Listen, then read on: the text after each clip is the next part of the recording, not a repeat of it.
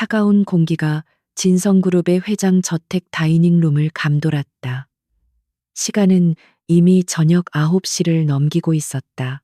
거대한 마호가니 테이블 위에는 최고급 레스토랑에서나 볼 수 있을 법한 요리들이 정갈하게 차려져 있었지만 이미 오래전에 온기를 잃고 싸늘하게 식어 있었다. 은은하게 빛나던 촛불마저 촛농을 흘리며 스스로의 빛을 다해가고 있었다.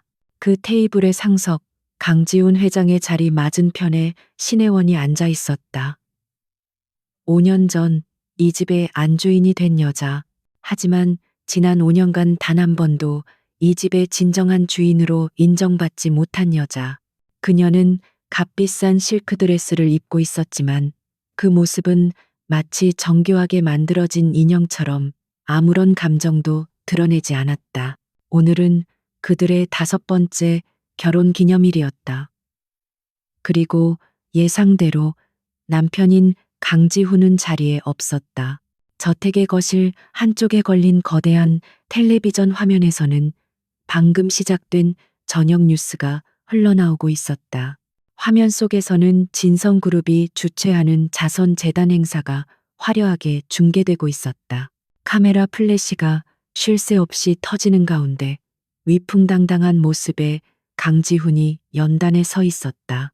그의 곁에는 마치 원래 그 자리가 자기 것이라는 듯 진성건설의 한유라 이사가 그림자처럼 붙어 있었다.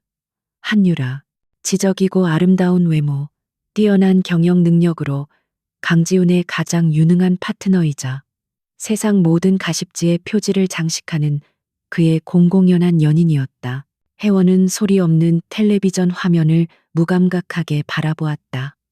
5년 전 끔찍한 사고로 모든 것을 잃었다. 그녀의 가족, 그리고 목소리까지. 할아버지의 마지막 유언과도 같았던 빚 때문에 그녀는 진성 가문에 팔려오듯 시집왔다. 강지훈에게 그녀는 살아있는 트로피이자 할아버지의 구시대적 약속을 이행하는 족쇄일 뿐이었다.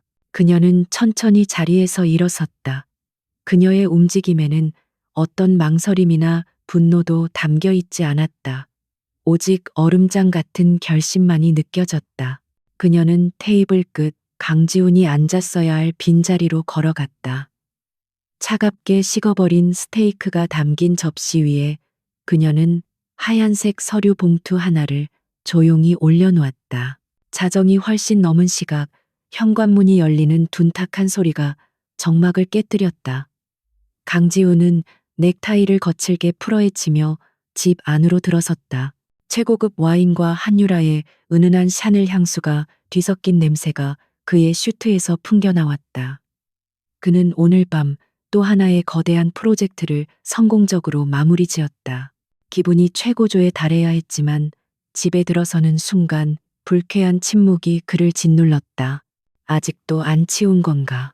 그는 다이닝 룸을 지나치며 식어빠진 음식들을 경멸 어린 시선으로 훑어보았다. 신혜원의 존재감 없는 시위. 그는 그것이 늘 가소롭다고 생각했다. 그가 베푸는 부와 지위 속에서 숨쉬고 있으면서 감히 누구에게 불만을 표하는 것인가. 그는 아내를 말 못하는 인형이라고 불렀다. 그의 발걸음이 우뚝 멈췄다. 자신의 접시 위에 놓인 하얀 봉투. 그는 미간을 찌푸리며 그것을 집어들었다. 또 무슨 시시한 감상문이나 그림이라도 그려 넣은 것인가. 그는 봉투를 거칠게 뜯었다. 그리고 그 안에 담긴 종이를 꺼내든 순간 그의 눈썹이 꿈틀거렸다. 별거 합의 요청서. 몇 초간의 정적이 흘렀다. 곧이어 강지훈의 입에서 낮고 차가운 비웃음이 터져나왔다. 별거? 이 여자가 지금 제정신인가? 그는 서류를 아무렇게나 구겨쥐었다. 분노라기보다는 어이없음이었다. 감히 자신의 소유물이 주인을 거스르려 한다는 것에 대한 불쾌감이었다. 그는 곧장 2층 저택의 동쪽 끝에 위치한 혜원의 침실로 향했다. 그는 단 한 번의 노크도 없이 문을 거칠게 열어젖혔다. 방 안은 어두웠지만 거대한 통유리창으로 쏟아지는 달빛이 방 한가운데 서 있는 혜원의 모습을 비추고 있었다. 그녀는 이미 잠옷으로 갈아입은 상태였지만 잠든 것 같지는 않았다. 신혜원, 지훈의 목소리는 얼음처럼 차가웠다. 그는 손에 쥔 구겨진 서류를 그녀의 발치에 집어 던졌다. 이따위 장난질에 어울려줄 시간 없어. 이게 대체 무슨 유치한 반항이지? 그의 목소리에는 상대를 완전히 깔아뭉개는 듯한 오만함이 가득했다. 혜원은 바닥에 떨어진 서류를 내려다 보았다. 그리고 천천히 고개를 들어 지훈을 마주 보았다. 그녀의 눈동자는 깊고 고요했다. 그 안에는 두려움도, 슬픔도, 심지어 분노조차도 담겨 있지 않았다. 그저 모든 것을 체념한 듯한, 혹은 모든 것을 결심한 듯한 공허한 평온함만이 감돌았다. 지훈은 그녀의 그 눈빛이 마음에 들지 않았다. 언제나처럼 겁에 질려 있거나 순종적인 모습을 보여야 했다. 내가 너에게 뭘 부족하게 해줬지? 이 집, 네가 걸치는 옷, 네가 숨쉬는 공기 전부 다 내 거야. 내 허락 없이는 넌 단 하루도 버틸 수 없는 존재라고. 그는 혜원에게 한 걸음 다가섰다. 위압적인 그의 그림자가 달빛에 기댄 그녀의 작은 몸을 완전히 집어삼켰다. 목소리도 못 내는 주제에 감히 나한테서 벗어나? 내 이름 없이는 아무것도 아닌 네가 어디 가서 뭘 할 수 있다고. 혜원은 그의 모욕적인 말에도 미동조차 하지 않았다. 그녀는 그저 침대 옆 협탁에 놓인 작은 수첩과 펜을 집어들었다. 그녀가 세상과 소통하는 유일한 방법이었다. 그녀가 무언가를 쓰려 하자 지훈은 그것을 가로채 바닥에 내동댕이 쳤다. 그딴 건 볼 필요도 없어. 그는 혜원의 턱을 거칠게 붙잡아 자신을 보게 만들었다. 그의 눈은 분노로 이글거렸다. 똑똑히 들어, 신혜원, 넌 내 아내야. 내가 이 결혼을 끝내라고 하기 전까지 넌 영원히 진성 가문의 안주인이야. 그게 네 유일한 가치다. 다시는 이딴 하찮은 반란 따위 꿈도 꾸지 마. 역겨우니까. 그는 마지막 말을 내뱉고는 마치 더러운 것을 만졌다는 듯 그녀의 턱을 놓아버렸다. 그는 경멸이 가득 담긴 시선으로 그녀를 한 번 더 훑어본 뒤 망설임 없이 돌아서서 방을 나갔다. 문이 쾅 닫히는 소리가 저택 전체에 울려 퍼졌다. 그는 자신의 서재로 가면서 이 하차는 소동이 완벽하게 진압되었다고 확신했다. 혜원은 그가 나간 문을 한참 동안 바라보았다. 뺨에는 그의 소나기 힘의 붉은 자국이 선명하게 남았다. 하지만 그녀는 울지 않았다. 그녀는 천천히 몸을 숙여 바닥에 떨어진 수첩과 펜을 주워들었다. 그리고 조금 전 지훈이 던지고 간 구겨진 별거 합의서를 조심스럽게 펼쳤다. 그녀는 구겨진 종이를 정성껏 편 뒤 협탁 위에 반듯하게 올려놓았다. 그리고 수첩을 펼쳐 그가 보지 못한 페이지에 단 한 문장을 적어 내려갔다. 그녀의 필체는 그녀의 눈빛처럼 단정하고 흔들림이 없었다. 이것은 반항이 아니에요. 통보입니다. 그날 밤 강지훈은 자신의 서재에서 값비싼 위스키를 마시며 한유라와 통화했다. 그는 오늘 있었던 아내의 작은 반란을 떠올리며 피식 웃었다. 그는 한유라에게 내일 있을 이사회 준비에 대해 지시하며 신혜원의 존재를 머릿속에서 완전히 지워버렸다. 그에게 그녀는 그저 가끔씩 신경을 거스르는 관리해야 할 가구 같은 존재일 뿐이었다. 같은 시각 혜원의 방. 그녀는 이미 오래전에 싸둔 작은 여행 가방을 침대 밑에서 꺼냈다. 그 안에는 값비싼 드레스나 보석 대신 낡은 평상복 몇 벌과 작은 나무 상자 하나가 들어 있었다. 그녀는 창밖의 어둠을 바라보았다. 5년간 갇혀있던 이 거대하고 화려한 감옥. 내일이면 모든 것이 끝난다. 그녀의 눈에 처음으로 희미한, 그러나 강철처럼 단단한 빛이 어렸다. 다음 날 아침 강지우는 날카로운 숙취의 통증과 함께 눈을 떴다. 해는 이미 중천에 떠 있었다. 시계를 확인하니 오전 10시가 넘어 있었다. 그가 이렇게 늦게까지 잔 것은 드문 일이었다. 저택은 언제나처럼 죽은 듯이 고요했다. 이 침묵이야말로 그가 신혜원과 연관 짓는 유일한 것이었다. 눈에 보이지 않고 특별할 것 없는 그는 거친 손길로 머리를 쓸어 넘기며 침대에서 일어났다. 어젯밤의 분노는 희미해졌고 이제는 오직 경멸만이 남아 있었다. 감히 자신에게 반기를 들려 했던 아내의 모습이 떠올랐다. 그는 아마도 지금쯤 혜원이 자신의 방에서 겁에 질려 울고 있으리라 생각했다. 그는 샤워를 마치고 아래층으로 내려갔다.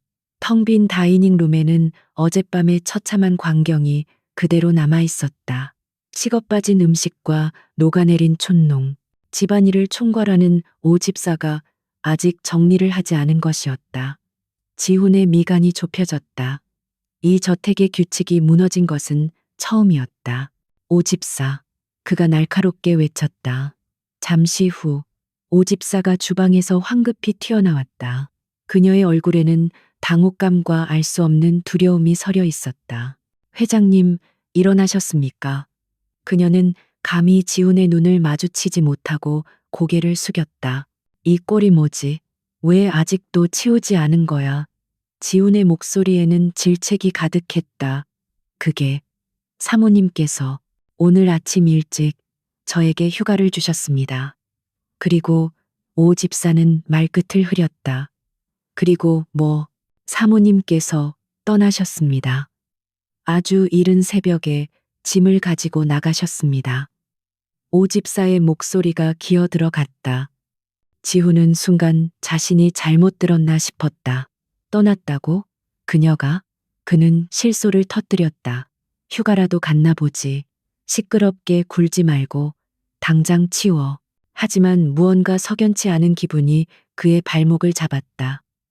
그는 곧장 2층 혜원의 침실로 향했다. 어젯밤 그가 닫고 나간 문은 굳게 닫혀 있었다. 그는 망설임 없이 손잡이를 돌려 문을 열었다. 방 안은 완벽하게 정돈되어 있었다. 침대는 한치의 흐트러짐도 없이 정돈되어 있었고 그녀가 매일 사용하던 화장대 위에는 먼지 하나 없이 깨끗했다. 평소라면 놓여 있어야 할 스킨, 로션 같은 기초 화장품조차 보이지 않았다. 지훈의 심장이 불길하게 한 번 쿵 하고 울렸다. 그는 거대한 드레스룸의 문을 열었다. 그곳에는 그가 사준 수백 벌의 명품 드레스와 구두, 가방들이 마치 전시장의 마네킹처럼 완벽하게 진열되어 있었다. 그가 그녀에게 안주인이라는 역할을 강요하며 입혔던 갑옷들이었다. 모든 것이 그대로였다. 그는 코웃음을 쳤다. 결국 쇼였나. 하지만 그는 드레스룸 구석에 있는 눈에 잘 띄지 않는 작은 붙박이장을 발견했다. 그곳은 혜원이 결혼 전부터 가지고 있던 그녀의 진짜 옷들을 보관하던 곳이었다. 그는 문을 열었다. 안은 텅 비어 있었다. 그녀가 평소 저택 안에서만 입던 낡은 면, 원피스 몇 벌, 편안한 스웨터들, 그 모든 것이 사라졌다. 그리고 또 하나, 언제나 방 구석에 그늘진 자리를 지키고 있던 비단 보자기에 쌓인 거대한 물건. 그녀의 어머니가 물려주었다는 낡은 가야금. 그건 역시 흔적도 없이 사라져 있었다. 그 순간 지우는 어젯밤 혜원의 눈빛을 떠올렸다. 그 공허한 평온함.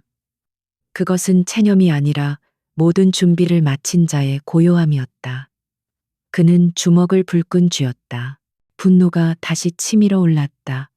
감히 자신을 속이고 도망쳤다는 사실에 대한 모욕감이었다. 그는 곧장 진성그룹 본사로 향했다. 기분은 최악이었다. 이것은 걱정이 아니었다. 순수한 짜증이었다. 자신의 소유물이 멋대로 오작동을 일으킨 것이다. 그는 자신의 집무실에 도착하자마자 인터폰으로 비서실장 김민석을 호출했다. 김 비서, 당장 들어와. 김민석 비서가 긴급한 표정으로 들어왔다. 신혜원 이름으로 된 모든 신용카드, 은행 계좌, 그리고 그녀가 접근 가능한 모든 자산을 즉시 동결해 김 비서의 눈이 살짝 커졌지만 그는 감히 질문하지 않았다. 알겠습니다, 회장님. 하지만 사모님께서 하지만은 없어. 지훈이 그의 말을 잘랐다. 내일이면 울면서 돌아오게 될 거야. 이 유치한 반항은 여기서 끝이다. 당장 처리해. 그는 이 사소한 문제가 해결되었다고 확신하며 김 비서를 물러나게 했다. 그는 자신의 권력이면 그녀를 24시간 안에 무릎 꿇릴 수 있다고 믿어 의심치 않았다. 그날 오후 그는 한유라 이사와 다음 분기 전략 회의를 가졌다. 한유라는 평소와 달리 어딘가 산만해 보이는 지훈의 모습을 놓치지 않았다. 그녀는 날카로운 눈으로 그의 안색을 살폈다. 무슨 일 있어요, 강 회장? 어젯밤 자선 행사 이후로 표정이 좋지 않네요. 지훈은 서류에서 눈을 떼지 않은 채 무심하게 대답했다. 아무것도 아니야. 집에 있던 인형이 고장나서 잠시 시끄러웠을 뿐. 한유라의 입가에 만족스러운 미소가 번졌다. 그래요? 드디어 그 답답한 침묵이 깨졌나 보네요. 어쩌면 잘된 일인지도 모르죠. 그 여자 처음부터 강 회장님 자리에 어울리지 않았으니까. 그녀의 말은 지훈이 평소 듣고 싶어 하던 말이었지만 이상하게도 오늘은 그 말이 귀에 거슬렸다. 그는 고장난 인형을 생각했다. 아니, 인형은 스스로 떠나지 않는다. 그는 불쾌한 상념을 지우려는 듯 고개를 저으며 회의에 집중했다. 그는 혜원이 24시간 안에 돌아올 것이라 확신했다. 하지만 24시간이 지났다. 전화는 울리지 않았다. 36시간이 지났다. 저택은 여전히 텅 비어 있었다. 48시간이 지났다. 그의 인내심이 바닥나기 시작했다. 그는 밤늦게 퇴근하며 김 비서에게 전화를 걸었다. 목소리는 초조함으로 날카로워져 있었다. 김 비서, 아직 연락 없나? 카드 사용 내역이나 인출 시도 뭐든 없어? 전화기 너머로 김 비서의 곤혹스러운 목소리가 들려왔다. 회장님, 그게 이상합니다. 사모님 명의의 어떤 계좌에서도 금전 거래 시도가 전혀 없습니다. 마치 처음부터 존재하지 않았던 사람처럼요. 지우는 차를 세웠다. 그게 무슨 말이야? 그럼 현금도 없이 나갔다는 건가? 교통수단은? 운전기사를 부르지도 않았어? 택시나 대중교통 이용 내역을 확인해. 지훈이 소리쳤다. 김 비서는 잠시 침묵했다가 더 믿을 수 없는 사실을 보고했다. 저택 주변의 모든 CCTV를 확인했습니다. 사모님은 오늘 새벽 4시경 작은 여행 가방 하나와 앞뒤로 보이는 긴 물건을 들고 저택 정문을 걸어서 빠져나갔습니다. 그 이후로 어떤 교통수단에도 탑승한 기록이 없습니다. 말 그대로 증발하셨습니다. 지훈은 핸들을 쥔 손에 힘을 주었다. 손가락 마디가 하얗게 질렸다. 걸어서 이 거대한 저택 단지를 돈 한 푼 없이 그 낡아빠진 가야금 하나를 들고 분노는 어느새 당혹감으로 변해 있었다. 그는 자신이 완벽하게 통제하고 있다고 믿었던 세 장의 문이 사실은 처음부터 열려 있었다는 것을 깨달았다. 그는 텅 빈 저택으로 돌아왔다. 어젯밤과 같은 침묵이었지만 그 무게는 완전히 달랐다. 이전의 침묵은 그가 무시할 수 있는 존재의 부재였다면 지금의 침묵은 그를 압도하는 부재의 존재감이었다. 신혜원이 없는 공간은 거대하고 차가웠으며 그를 비웃는 듯했다. 그는 처음으로 자신이 그녀에 대해 아무것도 모른다는 사실을 인정해야 했다. 일주일이 지났다. 강지훈이 예상했던 24시간 혹은 48시간은 조소 어린 신기루처럼 사라진 지 오래였다. 신혜원은 돌아오지 않았다. 그녀의 이름으로 된 어떤 금융기록도 통신기록도 심지어 병원 방문 기록조차 존재하지 않았다. 그녀는 대한민국이라는 첨단 감시 사회에서 완벽하게 증발해 버렸다. 강지훈의 일상은 처음으로 균열을 보이기 시작했다. 그의 완벽하게 통제되던 스케줄은 의미를 잃었다. 거대한 회장 집무실에 앉아 있어도 그의 신경은 온통 텅 빈 저택에가 있었다. 서류 결제 사인은 기계적으로 이루어졌고 중요한 회의에서는 엉뚱한 지시를 내리기 일쑤였다. 그의 분노는 점차 끈질기고 불쾌한 무언가로 변해갔다. 그것은 당혹감이었고 더 나아가서는 지독한 집착의 시작이었다. 감히 자신의 통제에서 벗어난 존재에 대한 병적인 호기심이었다. 그는 김민석 비서가 보고하는 수색 실패 보고를 매일 들으며 자신의 무력함을 견딜 수 없었다. 아직도 못 찾았나. 그의 목소리는 쇳소리처럼 거칠었다. 회장님, 국내 최고의 사설 탐정팀을 동원했습니다. 하지만 사모님은 작정하고 사라지신 것 같습니다. 마치 이날을 수년간 준비한 사람처럼 움직였습니다. 모든 동선이 CCTV 사각지대로만 이어졌고 마지막으로 확인된 장소에서 모든 흔적이 끊겼습니다.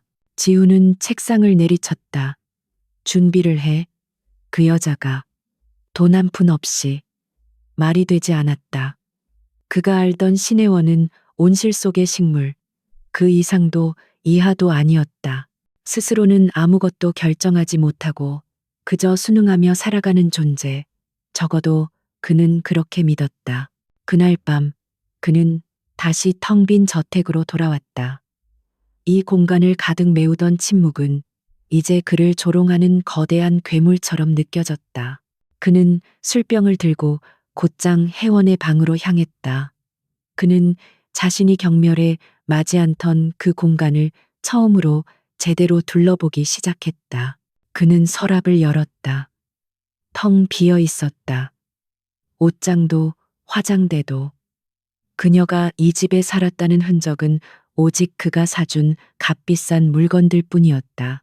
그녀 자신만의 것은 아무것도 남아있지 않았다. 그는 미친 사람처럼 방을 뒤지기 시작했다. 그녀의 진짜 흔적, 그녀가 숨겨둔 비밀, 뭐라도 찾아야 했다. 하지만 그가 발견한 것은 침대 밑 깊숙한 곳에서 나온 낡은 나무 상자 하나뿐이었다. 자물쇠도 걸려있지 않았다. 그는 상자를 열었다. 그 안에는 먼지 쌓인 낡은 악보 몇 개와 빛바랜 사진 한 장이 전부였다. 사진 속에는 앳된 소녀가 활짝 웃으며 가야금을 안고 있었다. 그리고 그 옆에는 지금은 고인이 된 그녀의 부모님이 환하게 웃고 있었다. 지훈은 그 사진 속 소녀의 얼굴을 알아보지 못했다. 그가 알던 죽은 눈빛의 혜원과는 전혀 다른 사람이었다. 생기와 총명함, 그리고 자신감으로 빛나는 얼굴. 그는 처음으로 강렬한 이질감을 느꼈다. 자신이 결혼한 여자는 대체 누구인가? 그는 김 비서에게 다시 전화를 걸었다. 신혜원에 대한 모든 것을 다시 조사해. 내가 모르는 것, 사소한 것 하나까지 전부. 6년 전 사고 기록, 그 이전의 학창 시절 기록, 교우 관계, 모든 것을.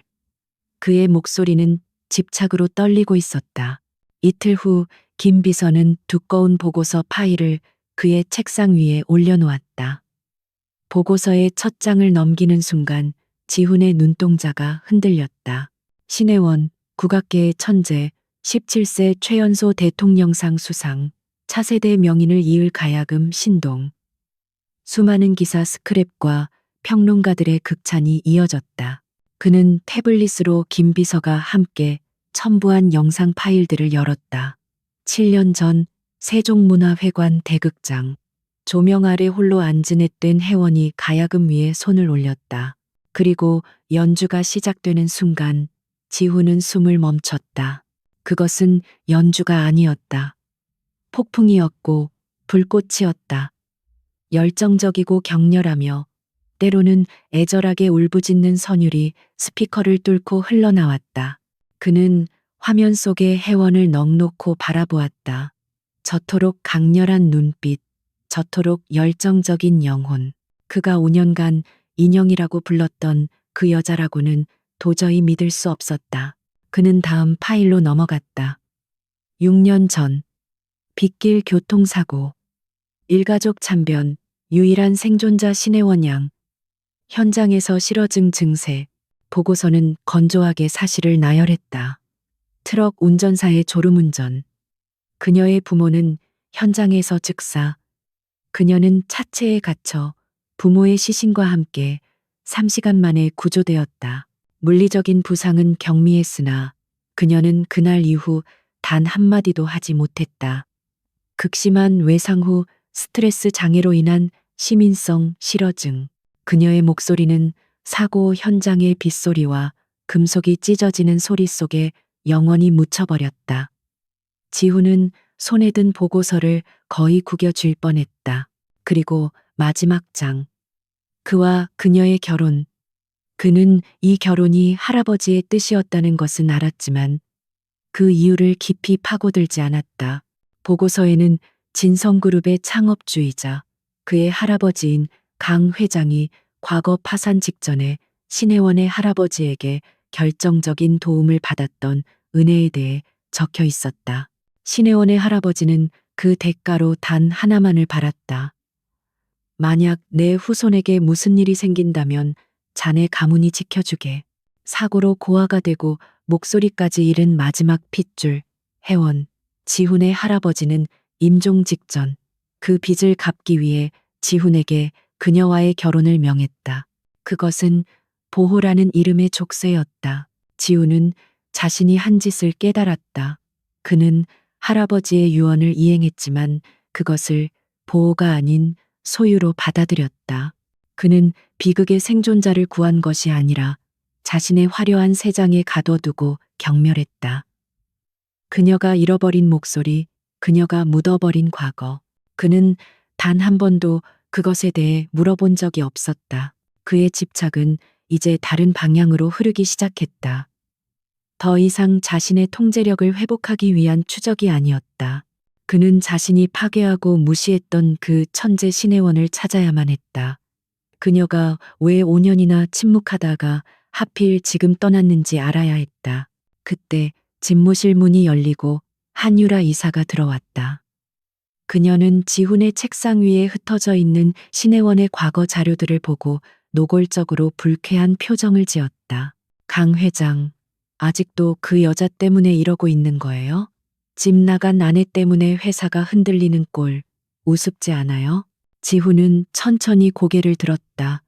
그의 눈은 차갑게 가라앉아 있었다. 내 사생활이야. 한 이사. 한유라는 그의 차가운 반응에 당황했지만 이내 도발적인 미소를 지었다. 사생활, 좋아요. 하지만 잊지 말아요. 당신 옆자리에 어울리는 건 그 말 못하는 인형이 아니라 나라는 걸. 그녀는 지훈이 늘 듣고 싶어 했던 말을 했지만 지금 그의 귀에는 그저 소음으로 들렸다. 그는 한유라의 교활한 얼굴과 7년 전 영상 속에서 불꽃처럼 타오르던 혜원의 얼굴을 겹쳐보았다. 그리고 깨달았다. 자신이 5년 동안 얼마나 끔찍한 착각 속에서 살아왔는지를. 그는 고개를 돌려 다시 혜원의 연주 영상을 재생했다. 그녀의 과거 속에 그녀가 사라진 이유가 있을 터였다. 강지훈이 과거의 유령을 쫓아 헤매는 동안 시간은 현재를 사는 또 다른 누군가의 편에서 착실하게 흐르고 있었다. 지훈의 수색망이 서울의 화려한 호텔과 은밀한 고급 피난처들을 샅샅이 뒤지고 있을 때 신혜원은 그들의 상상력이 미치지 못하는 가장 공개적인 장소에 자리 잡고 있었다. 서울의 심장부, 그러나 가장 오래된 시간을 간직한 곳, 인사동이었다. 그곳은 낡은 고서화와 필방의 묵향, 그리고 갓 구워낸 전통떡의 달콤한 김이 뒤섞인 거리였다. 관광객들로 붐비는 메인 거리에서 몇 걸음 비껴난 좁은 골목길 그 끝에 자리한 아담한 은율 공방이라는 간판이 걸린 한옥. 겉보기에는 수제 가야금을 만들고 수리하는 시대에 뒤처진 장인의 공간처럼 보였다. 하지만 그 한옥의 안채는 겉모습과는 전혀 다른 세상이었다. 차가운 대리석 바닥 대신 따뜻한 온돌마루가 깔려 있었고 벽면에는 방음제가 완벽하게 시공되어 있었다. 방 한가운데는 그녀가 저택에서 가져온 유일한 가구인 낡은 가야금이 비단 덮개에 쌓여 고이 모셔져 있었다. 그리고 그 옆 현대적인 좌식 책상 위에는 최고 사양의 노트북 세대와 외환 모니터가 조용히 빛을 발하고 있었다. 신혜원은 저택에서 입던 답답한 실크드레스 대신 발목까지 내려오는 검은색 통바지와 편안한 면 셔츠 차림이었다. 화장기 없는 얼굴은 오히려 5년 전 사진 속의 총명함보다 더 깊고 날카로운 지성을 드러냈다. 그녀는 더 이상 강지훈의 말 못하는 인형이 아니었다. 그녀는 아르테미스였다. 지난 5년 강지훈이 그녀를 투명 인간 취급하며 무시하는 동안 신혜원은 침묵이라는 완벽한 방패 뒤에 숨어 자신만의 제국을 건설했다. 시작은 미미했다. 그녀는 결혼 직후 강지훈이 경멸하며 던져준 보석 몇 점을 몰래 처분했다. 그 돈은 그녀가 사고 전에 부모님 몰래 숨겨두었던 비상금 계좌와 합쳐졌다. 그녀는 목소리를 잃었지만 그 대가로 세상의 소리를 꿰뚫어 보는 통찰력을 얻었다. 그녀는 강지훈의 서재에서 흘러나오는 경제 뉴스를 들었고 그가 무심코 벌인 사업 보고서들을 읽었다. 그녀는 5년간 시장을 공부했다. 그리고 아르테미스라는 익명의 아이디로 투자를 시작했다. 그녀의 방식은 저격수와 같았다. 저평가되었으나 잠재력이 확실한 벤처 기업, 기술력은 있으나 자금난에 시달리는 스타트업. 그녀는 마치 여신 아르테미스가 사냥감을 고르듯 정확하게 목표물을 골라냈고 최소한의 자본으로 최대의 지분을 확보한 뒤 빠졌다. 그녀의 손을 거친 회사들은 기적처럼 살아났고 아르테미스는 벤처 캐피털 업계에 보이지 않는 신화가 되었다. 그녀가 축적한 부는 이미 강지훈의 개인 자산을 위협할 수준이었지만 아무도 그 돈의 주인이 진성그룹의 말 못하는 안주인일 거라고는 상상조차 하지 못했다. 오후 2시 공방의 낡은 나무 대문이 삐걱거리며 열렸다. 날카로운 눈매와 완벽하게 재단된 슈트를 입은 한 남자가 들어섰다. 법무법인 정진의 대표 변호사 이민혁이었다. 그는 10년 전 사법연수원 수석을 차지했던 천재였지만 대형 로펌 대신 자신만의 작은 사무실을 차려 진성그룹을 상대로 한 소송에서 연이어 승소한 재계의 이단아였다. 준비는 끝났습니다. 아르테미스. 이민혁은 안채로 들어서며 익숙하게 노트북을 펼쳤다. 그는 혜원이 내미는 따뜻한 숙차를 받아들었다. 그는 그녀의 정체를 아는 유일한 사람이었다. 3년 전 그가 진성그룹의 불공정 하도급 거래로 파산한 한 중소기업을 변호할 때 아르테미스가 익명으로 결정적인 내부 자료와 자금을 지원했다. 그것이 그들의 첫 만남이었다. 혜원은 말없이 고개를 끄덕였다. 그녀는 태블릿을 들어 빠른 속도로 타이핑했다. 그녀의 목소리는 기계음을 통해 방 안에 울려 퍼졌다. 헬리오스 캐피털의 자금은 말씀하신 대로 스위스 비밀 계좌를 통해 완벽하게 세탁되었습니다. 지금 이 순간 헬리오스 캐피털은 뉴욕 월스트리트에서 갓 태어난 공격적인 성향의 신생 헤지펀드일 뿐입니다. 그 누구도 이 자본의 주인이 당신이라는 것을 모릅니다. 이민혁의 눈이 빛났다. 이민혁에게도 진성그룹은 단순한 적 이상이었다. 그의 아버지가 운영하던 견실한 건설사는 15년 전 진성건설, 즉 강지훈의 아버지가 주도한 적대적 MA에 의해 공중분해되었다. 이민혁은 아버지의 억울한 죽음 이후 평생을 진성이라는 거대한 골리앗을 무너뜨리기 위해 준비해왔다. 그리고 3년 전 그는 자신과 같은 목표, 그러나 자신보다 훨씬 더 강력한 무기를 가진 아르테미스를 만났다. 혜원의 손가락이 다시 움직였다. 강지우는 지금쯤 내 과거를 파헤치고 있을 겁니다. 그는 내가 과거에 갇혀 있다고 생각하겠죠. 그가 내 7년 전 연주 영상에 감탄하는 동안 우리는 그의 미래를 가져올 겁니다. 이민혁은 혜원의 전략에 전율했다. 그녀는 강지훈이 자신을 찾기 위해 수사력을 낭비하는 이 골든 타임을 공격 시점으로 잡았다. 강지훈이 자신의 아내가 얼마나 연약하고 불쌍한 존재였는지 깨닫는 동안 그 아내는 그의 제국을 무너뜨릴 대포를 준비하고 있었다. 1차 타깃은 진성바이오. 그들이 발표할 신약 임상 3상 데이터에 조작이 있습니다. 한유라 이사가 주도했죠. 정보는 확보했습니다. 혜원이 다음 화면을 띄웠다. 이민혁은 자료를 검토하며 감탄했다. 이건 완벽하군요. 이게 터지면 진성그룹의 주가는 반토막이 날 겁니다. 하지만 어떻게 이 정보까지? 혜원은 창밖의 작은 대나무 숲을 바라보았다. 그녀는 5년간 저택에서 유령처럼 지냈다. 모든 하인들이 그녀를 동정했지만 누구도 그녀를 경계하지 않았다. 한유라가 강지훈의 서재에서 은밀하게 통화하는 내용들, 그녀가 숨겨둔 서류들. 혜원은 모든 것을 보고 들었다. 그녀의 침묵은 가장 완벽한 스파이 활동이었다. 이것은 시작일 뿐입니다. 나는 내게서 모든 것을 빼앗아간 그들에게 모든 것을 잃는다는 것이 어떤 고통인지 가르쳐 줄 겁니다. 혜원은 자리에서 일어나 방구석에 놓인 가야금의 덮개를 벗겼다. 그녀가 5년 만에 처음으로 가야금 줄에 손을 얹었다. 그녀는 연주하지 않았다. 그저 가장 굵은 현 하나를 날카롭게 튕겼다. 징, 낮고 서늘한 울림이 방 안의 공기를 갈랐다. 그것은 연주가 아닌 사냥의 시작을 알리는 신호였다. 이민혁은 그 소리를 들으며 거대한 제국의 붕괴가 이미 시작되었음을 직감했다. 헬리오스 캐피털이라는 이름이 여의도 증권가에 처음 등장했을 때 그것은 그저 하룻밤 사이에 나타난 수많은 신생 펀드 중 하나에 불과했다. 그러나 그들이 첫 번째 사냥감으로 진성그룹이라는 거대 공룡을 지목했을 때 시장은 술렁이기 시작했다. 그리고 그들의 공격이 시작되자 술렁임은 경악으로 바뀌었다. 공격은 진성그룹의 가장 취약한 고리, 진성바이오에서 시작되었다. 헬리오스 캐피털은 개장과 동시에 천문학적인 규모의 공매도 물량을 쏟아부었다.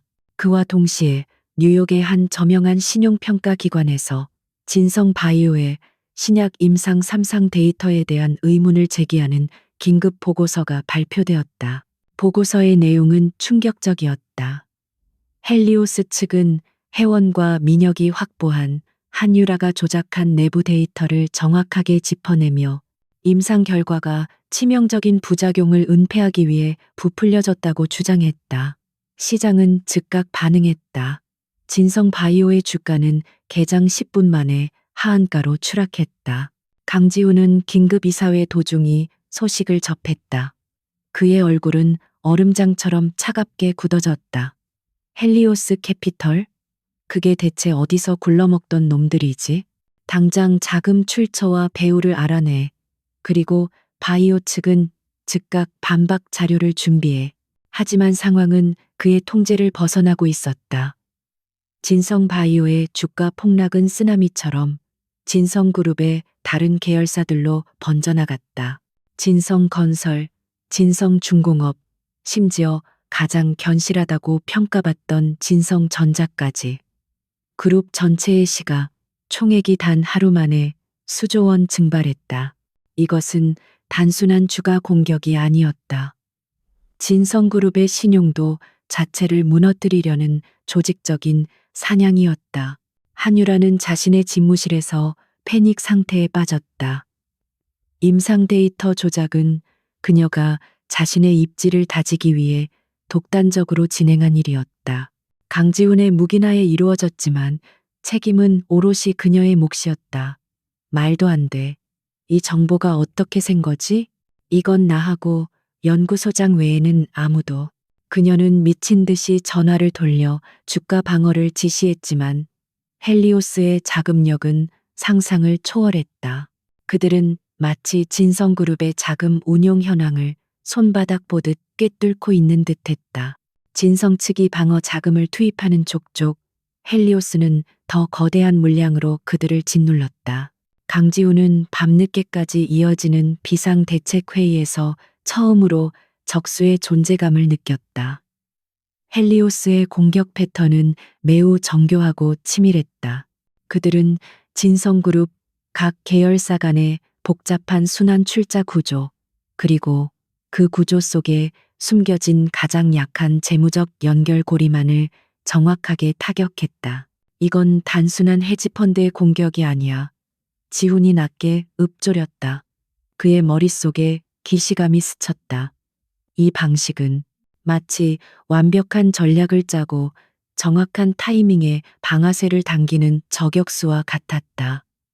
모든 움직임에 한치의 낭비도 감정도 없었다. 오직 목표물을 무너뜨리기 위한 냉혹한 효율성만이 존재했다. 김민석 비서가 땀으로 젖은 얼굴로 뛰어들어왔다. 회장님, 헬리오스 측이 추가 공격을 예고했습니다. 이번에는 진성건설의 해외 프로젝트 비자금 의혹입니다. 그들이 언론사에 제보한 자료가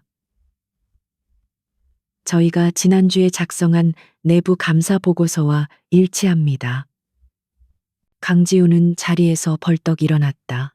내부 자료가 유출됐다고? 스파이가 있다는 건가? 그의 눈에 핏발이 섰다. 내부 감사 보고서는 그의 금고 안에 보관된 최고 등급 기밀이었다. 그것에 접근할 수 있는 사람은 그 자신과 한유라 그리고 김민석 비서뿐이었다. 한유라는 얼굴이 새하얗게 질린 채 고개를 저었다. 전 절대 아닙니다. 강 회장. 누군가 우리를 함정에 빠뜨리고 있어요. 그녀의 목소리는 공포로 떨리고 있었다. 그녀는 본능적으로 이 공격이 자신을 향하고 있음을 깨달았다. 바이오 신약 데이터와 건설 비자금 두 건 모두 그녀가 깊숙이 관여된 프로젝트였다. 지훈은 한유라를 의심의 눈초리로 바라보았지만 지금은 내부의 적을 색출할 때가 아니었다. 헬리오스는 잠시의 숨 돌릴 틈도 주지 않았다. 다음 날 그들은 진성그룹의 주채권 은행단을 상대로 진성의 유동성 위기에 대한 경고를 날렸다. 은행들은 즉각적인 대출금 회수 및 만기 연장, 불가 방침을 검토하기 시작했다. 진성그룹은 창사 이래 최대의 위기에 직면했다. 자금줄이 마르기 시작했다. 강지훈은 오만했던 자신의 모습을 버리고 재계의 원로들과 정계의 유력 인사들에게 전화를 돌려 도움을 요청했다. 하지만 헬리오스가 뿌려놓은 진성 리스크는 전염병처럼 퍼져나갔고 모두가 그와의 연루를 꺼렸다. 그는 자신의 집무실에 홀로 앉아 헬리오스 캐피털의 로고를 노려보았다. 태양을 상징하는 단순한 문양. 그것은 마치 모든 것을 꿰뚫어 보는 거대한 눈처럼 느껴졌다. 그는 이 공격 방식에서 느껴지는 기묘한 익숙함의 정체를 필사적으로 떠올리려 애썼다. 그때 그의 머릿속을 스치는 이름 하나. 아르테미스. 지난 몇 년간 벤처 투자업계에서 신화처럼 떠돌던 익명의 투자자. 강지훈 역시 아르테미스의 놀라운 투자 성공률과 목표물을 정하면 반드시 성공시키는 그 저격수 같은 스타일에 감탄하여 여러 차례 접촉을 시도했었다. 물론 번번이 실패했지만 설마. 지훈은 고개를 저었다. 아르테미스는 벤처기업을 살리는 투자자였다. 헬리오스처럼 대기업을 죽이는 약탈자가 아니었다. 하지만 그 전략의 정교함, 목표를 꿰뚫는 통찰력은 소름 끼치도록 닮아 있었다. 그는 자신이 완전히 코너에 몰렸음을 인정해야 했다. 그는 평생 누군가에게 고개를 숙여본 적이 없었다. 하지만 지금은 자존심을 세울 때가 아니었다. 그는 김 비서를 불렀다. 어떤 루트를 통해서든 상관없어. 아르테미스를 찾아. 혹은 그녀에게 진성그룹의 방어 컨설팅을 맡기고 싶다고 전해. 조건은 그쪽에서 부르는 대로 맞춰주겠다고 해. 강지우는 이것이 마지막 동아줄이라고 생각했다. 아르테미스의 전략이라면 헬리오스의 공격을 막아낼 수 있을지도 모른다. 그는 신화 속의 사냥꾼을 이용해 또 다른 태양의 사냥꾼을 막아내려는 계획을 세웠다. 그는 아직 알지 못했다. 달의 여신과 태양의 신이 사실은 같은 하늘 아래 움직이고 있다는 것을. 한유라의 손톱이 값비싼 집무실 책상의 원목을 날카롭게 긁었다. 그녀의 완벽하게 관리된 얼굴 근육이 분노와 공포로 미세하게 경련했다. 진성그룹은 절벽 끝에 매달려 있었다. 아니, 정확히는 자신이 절벽 끝에 매달려 있었다. 헬리오스 캐피털의 공격은 무차별 폭격이 아니었다.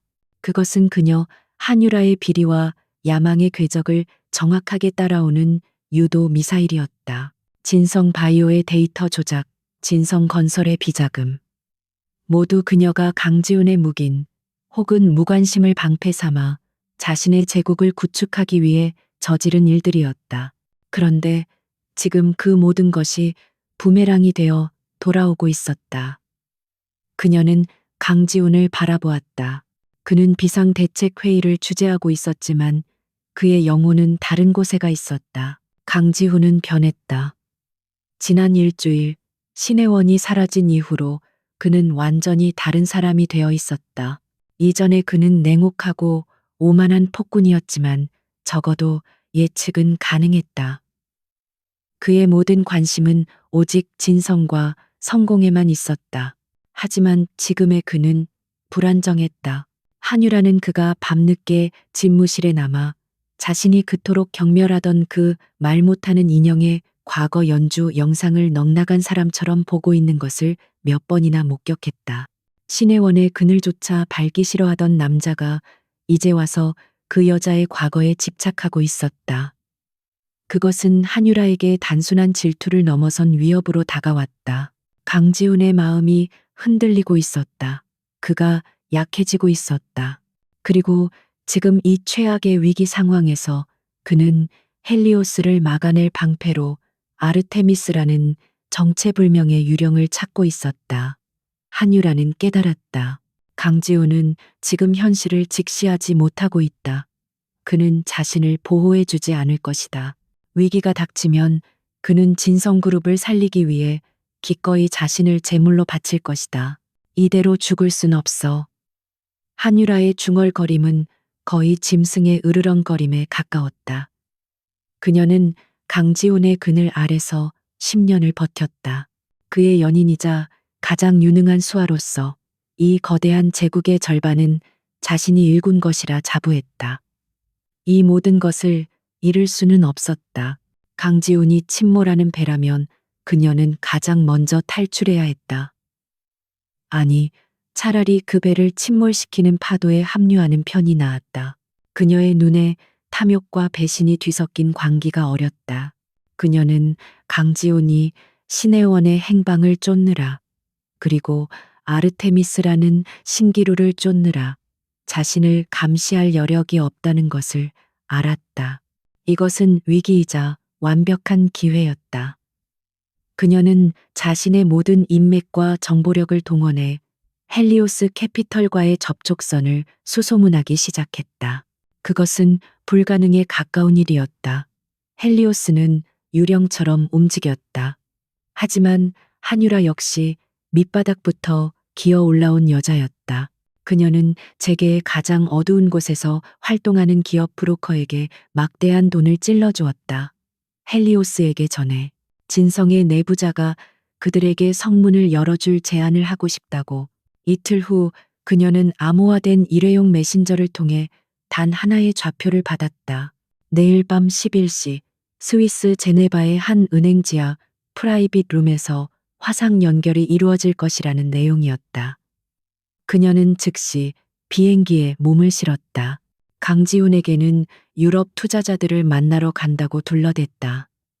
그는 이미 제정신이 아니었기에 의심 없이 그녀를 보냈다. 약속된 시간, 한유라는 차가운 대리석으로 마감된 밀실에 홀로 앉았다. 방 안에는 오직 거대한 스크린 하나뿐이었다. 스크린이 켜지고 어둠 속에서 기계적으로 변조된 음성이 흘러나왔다. 한유라 이사, 당신의 제안은 흥미롭지만 우리는 배신자를 신뢰하지 않소. 그 목소리는 이민혁의 것이었지만 수십 개의 필터를 거쳐 인간의 감정이 완전히 제거된 상태였다. 한유라는 침을 삼켰다. 이 알 수 없는 존재감에 압도당할 것 같았지만 그녀는 애써 미소를 지었다. 이건 배신이 아니에요. 더 유능한 파트너를 선택하는 합리적인 비즈니스죠. 나는 당신들이 강지훈을 무너뜨릴 수 있는 결정적인 열쇠를 가지고 있어요. 열쇠라. 음성이 잠시 멈췄다. 인사동 공방의 어두운 방 안. 혜원은 이민혁 옆에서 차갑게 스크린 속 한유라를 응시하고 있었다. 그녀의 눈에는 어떤 감정도 떠오르지 않았다. 이 모든 것은 그녀의 시나리오 안에 있었다. 한유라는 자신의 마지막 카드를 꺼내 들었다. 강지훈에게는 아무도 모르는 비상 자금 라인이 있어요. 스위스 UBS 계좌에 묶인 약 5천억 원 규모의 숨겨진 자산이죠. 그는 지금 이 자금으로 아르테미스라는 투자자를 고용하고 남은 돈으로 주가 방어를 시도할 계획이에요. 내가 그 계좌의 접근 코드를 드릴 수 있어요. 이민혁은 혜원을 바라보았다. 이것은 그들의 예상을 뛰어넘는 정보였다. 강지훈의 마지막 방어선이었다. 한유라가 이것까지 내놓을 줄은 몰랐다. 혜원은 잠시 눈을 감았다. 그리고 천천히 태블릿에 단어를 입력했다. 기계 음성이 다시 울렸다. 당신이 원하는 것은 무엇이오? 한유라의 얼굴에 탐욕스러운 미소가 번졌다. 진성건설. 강지훈이 무너진 뒤 재편될 진성건설의 CEO 자리와 헬리오스가 확보할 자산의 10%를 원해요. 그 정도면 5천억의 가치로는 충분하겠죠. 좋소. 혜원의 승인이 떨어졌다. 계약은 성립됐소. 코드를 넘기시오. 당신이 CEO가 되는 날 우리의 약속은 이행될 것이오. 한유라는 환호성을 질렀다. 그녀는 자신이 승리했다고, 가장 현명한 선택을 했다고 확신했다. 그녀는 의기양양하게 밀실을 나섰다. 자신이 거대한 덫의 중심으로 제 발로 걸어 들어갔다는 사실은 꿈에도 모른 채 스크린이 꺼지고 인사동 공방에는 다시 침묵이 찾아왔다. 이민혁은 경멸스러운 표정을 감추지 못했다. 정말 구역질 나는 여자군요. 자신의 주군을 단돈 몇 푼에 팔아 넘기다니. 혜원은 말없이 차를 따랐다. 그녀의 손길은 흔들림이 없었다. 그녀는 태블릿에 적었다. 탐욕은 언제나 이성보다 강하죠. 한유라는 우리가 강지훈만을 노린다고 생각하지만 그녀는 몰라요. 내 사냥의 진짜 목표는 그녀였다는 것을. 같은 시각 서울. 강지훈은 여전히 자신의 집무실에서 아르테미스에게 보낸 메일이 익히기만을 초조하게 기다리고 있었다. 그는 자신의 가장 치명적인 비밀 자금이 그가 가장 신뢰했던 여자의 손에 의해 적에게 넘어갔다는 사실을 까맣게 모르고 있었다. 그의 오만함과 무신경함이 만든 거대한 사각지대 속에서 배신의 칼날은 이미 그의 등을 겨누고 있었다. 서울 중심부 강남의 M 컨벤션 센터 경매장은 숨막히는 긴장감으로 가득 찼다. 차가운 크리스털 샹들리에 아래로 대한민국 재계의 거물들이 딱딱한 표정으로 자리를 지키고 있었다. 오늘 경매에 나온 물건은 단 하나, 황금 블록이라 불리는 테헤란로의 마지막 남은 대규모 상업 부지였다. 강지훈은 굳은 얼굴로 맨 앞자리에 앉아 있었다. 그의 옆에는 제네바에서 막 귀국한 한유라가 불안한 듯 손톱을 만지작거리고 있었다. 헬리오스 캐피털의 무차별적인 공격으로 그룹 전체가 휘청이는 지금 이 황금 블록은 진성그룹이 재기할 수 있는 유일한 발판이자 마지막 희망이었다. 이 부지는 진성그룹이 추진하려던 차세대 AI 데이터 센터와 바이오 RD 허브가 들어설 핵심 요지였다. 이 프로젝트만 성공하면 헬리오스가 무너뜨린 진성 바이오의 신뢰를 회복하고 막대한 현금 유동성을 확보할 수 있었다. 지훈은 이 경매를 위해 한유라가 제안하고 자신이 승인했던 스위스 UBS의 비상 자금 전부를 끌어올 준비를 마친 상태였다. 강 회장, 괜찮겠죠? 꼭 낙찰받아야 해요. 한유라가 걱정스러운 목소리로 속삭였다. 하지만 그녀의 눈동자 깊은 곳에는 그가 이 마지막 동아줄마저 놓치기를 바라는 검은 욕망이 숨겨져 있었다. 그녀는 이미 강지훈이라는 배에서 뛰어내릴 준비를 마쳤다. 경매가 시작되었다. 시작가는 5천억 원입니다. 경매사의 목소리가 장내에 울려 퍼졌다. 몇몇 중견기업들이 조심스럽게 패들 번호판을 들었지만 가격이 7천억을 넘어서자 하나둘씩 포기하기 시작했다. 이제 싸움은 2명으로 좁혀졌다. 진성그룹의 강지훈, 그리고 8천억 80번 헬리오스 캐피털입니다. 경매사의 말에 장내가 술렁였다. 강지훈의 눈이 맹수처럼 번뜩였다.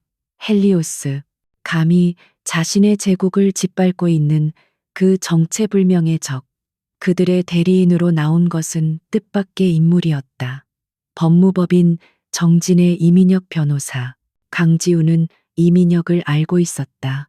사법연수원 수석 출신으로 번번이 진성그룹의 발목을 잡아온 성가신 상대였다. 그가 헬리오스의 하수인이었을 줄이야. 지훈은 이를 갈며 패드를 들었다. 8,500억. 진성그룹 9천억. 헬리오스 캐피털. 이민혁은 어떤 감정의 동요도 없이 기계적으로 가격을 올렸다. 마치 돈이 숫자에 불과하다는 듯했다. 가격은 순식간에 1조 원을 돌파했다. 시장 예상가를 훌쩍 뛰어넘은 광기 어린 입찰 전쟁이었다. 강지훈의 이마에 식은땀이 배어나왔다. 이것은 단순한 부지 매입이 아니었다. 진성의 명운을 건 자존심 싸움이었다. 그는 한유라가 관리하는 스위스 계좌의 잔고를 떠올렸다. 그들이 쓸 수 있는 최대 한도는 1조 2천억, 1조 1천억, 지훈이 외쳤다. 이제 그의 목소리에는 초조함이 묻어났다. 한유라는 속으로 쾌재를 불렀다. 그녀가 헬리오스에 넘긴 정보는 정확했다. 강지훈의 한계선은 1조 2천억. 그녀는 헬리오스가 그보다 단 1원이라도 더 높은 금액을 부를 것임을 알고 있었다. 1조 1,500억. 이민혁이 망설임 없이 받아쳤다. 장내는 숨소리조차 들리지 않았다. 강지훈은 주먹을 꽉 쥐었다. 그는 자신의 마지막 카드를 써야 했다. 1조 2천억. 그가 가진 모든 것을 던진 숫자였다. 이것이 그가 내밀 수 있는 마지막 금액이었다. 그는 이민혁을 노려보았다. 제발 여기서 멈춰라. 이민혁은 미동도 하지 않았다. 그는 패드를 드는 대신 자신의 손목시계를 한번 흘깃 볼 뿐이었다. 경매사가 망치를 들 준비를 했다. 1조 2천억 더 없으십니까? 헬리오스 캐피털 포기하십니까? 그때였다. 삐걱 소리와 함께 경매장의 육중한 뒷문이 조용히 열렸다. 모든 사람의 시선이 그곳으로 향했다. 강지훈 역시 신경질적으로 고개를 돌렸다. 어둠 속에서 한 여자가 천천히 걸어 나왔다. 구두 소리 하나 내지 않는 마치 그림자 같은 걸음걸이였다. 그녀는 진주가 밝힌 짙은 네이비색의 실크 팬츠 슈트를 입고 있었다. 긴 머리는 단정하게 뒤로 묶여 차가운 지성미가 흐르는 목선과 턱선을 드러냈다. 그녀의 얼굴은 어떤 감정도 읽을 수 없는 완벽한 무표정이었다. 5년간 저택에 갇혀 있던 겁에 질린 순종적인 아내 신혜원이 아니었다. 강지우는 숨을 멎는 듯했다. 신혜원, 그녀가 왜 여기에? 그가 패닉에 빠져 있는 사이 혜원은 천천히 걸어와 이민혁의 옆자리에 멈춰섰다. 그녀는 경매장을 둘러보지도 강지훈에게 단 한 번의 눈길도 주지 않았다.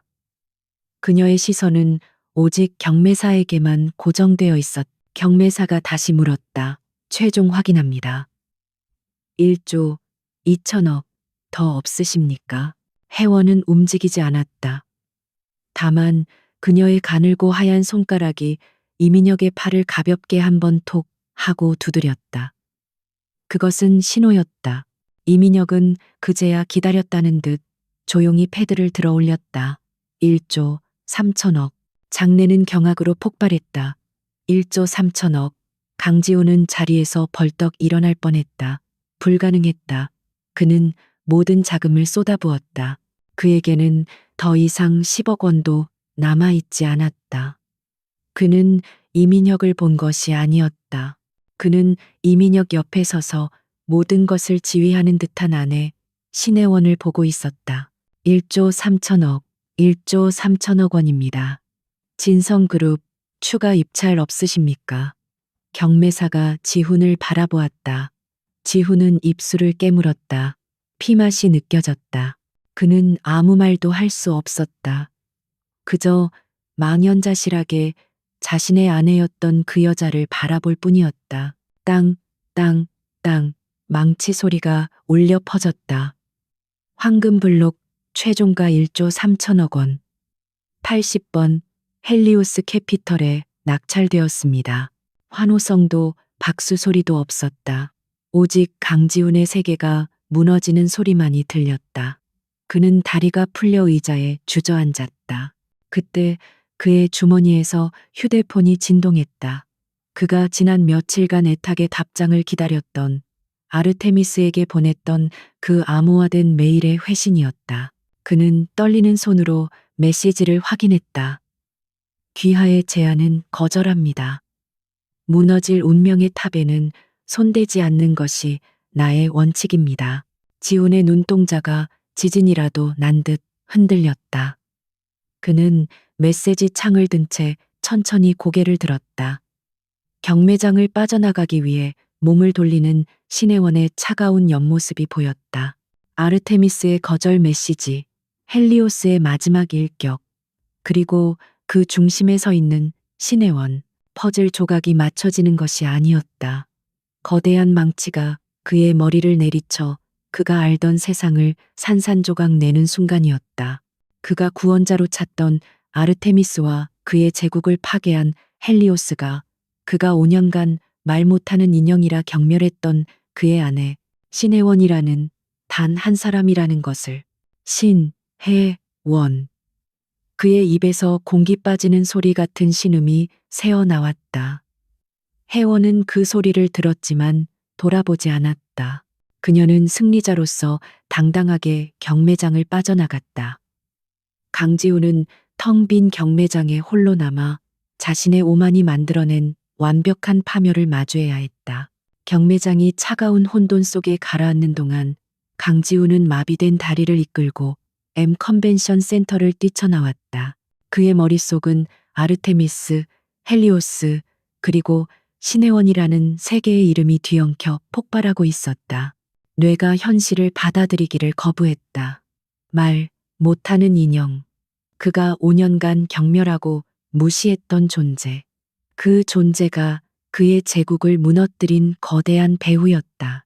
그는 비에 젖은 채 자신의 차에 올라탔다.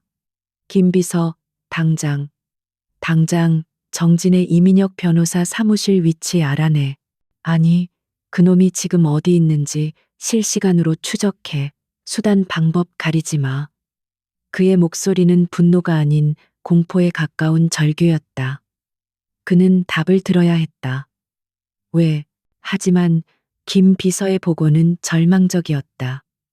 이민혁은 경매장을 나서는 즉시 모든 추정망에서 사라졌다. 그가 준비된 유령이라는 듯이 지훈은 핸들을 광적으로 내리쳤다. 그녀가 어디로 갔을까? 그는 신혜원이 사라진 후 처음으로 그녀의 입장에서 생각하기 시작했다. 그녀가 숨을 곳 그의 머릿속에 가야금이 스쳤다. 그녀가 유일하게 챙겨나간 물건. 그는 김 비서에게 다시 소리쳤다. 서울 시내, 아니 전국에 있는 모든 가야금 공방, 국악원, 연습실, 전부 다 뒤져. 은율 공방이라는 이름. 그래, 그녀의 어머니 이름이 은율이었어. 그 이름으로 된 곳을 찾아 그의 광적인 집착은 마침내 실마리를 찾아냈다. 인사동 깊숙한 골목에 사업자 등록조차 희미한 작은 은율 공방이 존재했다. 지훈은 맹렬한 속도로 차를 몰았다. 빗줄기가 인사동의 돌바닥을 때렸다. 그는 우산도 없이 차에서 내려 낡은 한옥의 대문을 거의 부술듯이 열어젖혔다. 마당은 고요했다. 비에 젖은 대나무 잎사귀들이 스산하게 흔들렸다. 그는 안채의 문을 망설임 없이 열었다. 그리고 그곳에서 그는 모든 것을 목격했다. 겉모습과는 완전히 다른 최첨단 설비가 갖춰진 통제실. 그리고 그 중앙에 마치 여왕처럼 고요히 앉아있는 신혜원. 그녀의 옆에는 이민혁 변호사가 담담한 표정으로 서 있었다. 혜원. 지훈이 젖은 머리카락을 쓸어 넘기며 그녀를 불렀다. 이게 다 무슨 짓이야. 네가 아르테미스였어? 헬리오스도? 그의 목소리는 빗물과 절망에 젖어 심하게 떨렸다. 혜원은 천천히 고개를 들었다. 그녀의 눈은 그가 경매장에서 본 그 눈, 6년 전 사고 기사에서 본 그 텅 빈 눈, 그 무엇과도 달랐다. 그곳에는 6년간 타오른 차가운 불꽃, 복수심으로 단련된 강철 같은 의지만이 존재했다. 그녀는 대답 대신 옆에 있던 태블릿을 들어 이민혁에게 건넸다. 이민혁이 그녀의 목소리가 되어 입을 열었다. 강지훈 회장. 여기까지 찾아오실 줄은 몰랐군요. 하지만 잘 오셨습니다. 당신이 그토록 찾던 아르테미스로서, 그리고 당신의 아내였던 신혜원 씨로서 마지막 진실을 알려드릴 때가 된 것 같군요. 이민혁은 방 한쪽에 거대한 스크린을 켰다. 화면에 처음 뜬 것은 6년 전 그 끔찍한 빗길 교통사고의 현장 사진이었다. 강 회장님은 이 사고를 단순한 트럭 운전사의 졸음운전으로 알고 계시겠죠. 저도 처음엔 그랬습니다. 지훈은 거친 숨을 몰아쉬었다. 그게 지금 이 상황과 무슨 상관이야. 모든 것의 시작점이니까요. 이민혁이 다음 화면을 넘겼다. 트럭 운전사의 사고, 3일 전 은행 거래 내역이었다. 정체불명의 법인으로부터 5억 원이 입금된 기록. 운전기사는 교도소에서 자살로 위장해 살해당했습니다. 그리고 그 돈의 출처는 태양건설이라는 페이퍼 컴퍼니였죠. 태양건설? 지우는 그 이름을 기억해냈다. 6년 전 혜원의 아버지가 운영하던 혜원건설과 마지막까지 정부 발주 프로젝트를 두고 다퉜던 경쟁사였다. 박 회장, 그놈 짓이었군. 절반만 맞으셨습니다.